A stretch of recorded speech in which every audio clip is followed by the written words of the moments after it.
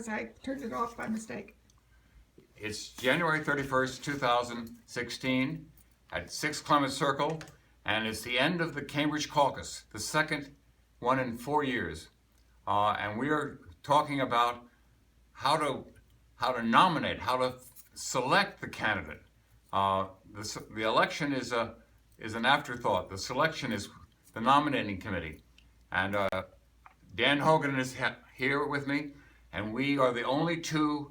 We're the sole survivors of the rigors of the Cambridge Caucus election, and we have been thinking about who might be a candidate among 5 candidates. Earlier, Dan suggested that Jeb Bush might meet some of the qualities, but the only candidates we have are 1, Bloomberg, 2, Clinton, 3, something I call the People's Choice, and 4, Bernie Sanders, and 5, Donald Trump. And I have gotten only 3 votes in so far. One of them is from Dan. One is from Haven Pell of Liberty Pell, and Charlie Atkinson. And who, if you had to vote today, would you like to see as president? Be Michael Bloomberg. And why is that? I just think he did a good job as governor as mayor of New York City, and he's the only one that doesn't have, I think, all the baggage that everybody else has, and he seems to be able to get the job done. And I need to learn a lot more about him now, but I think that the other candidates all have so many issues that it's very. I feel like I'm taking the least bad alternative as opposed to a positive alternative. Yeah. Well, I can speak for, as well as I remembered from Haven Pell, who has a blog called Liberty Pell, which I recommend everyone go to.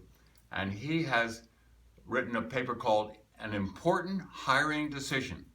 And he talks about a guy going home thinking about how to recruit someone for his company.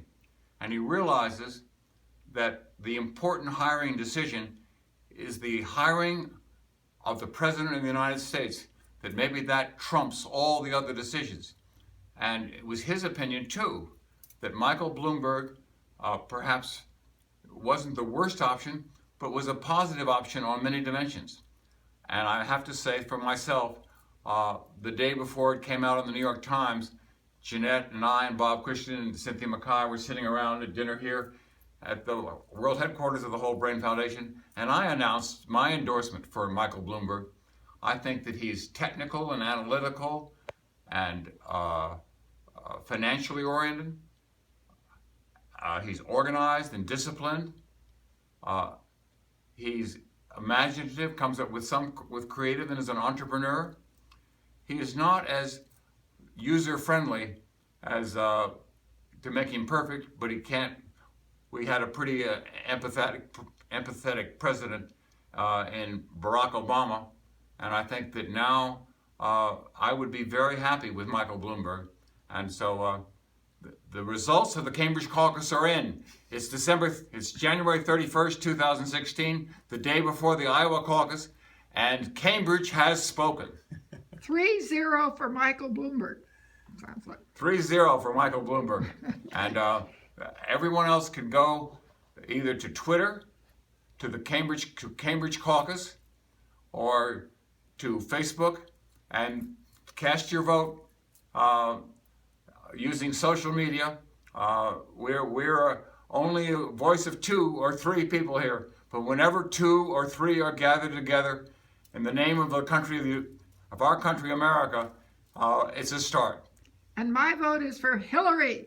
Okay, and we have Hillary. She's got more than 15% of the vote, so she's still in the running. Okay, thanks.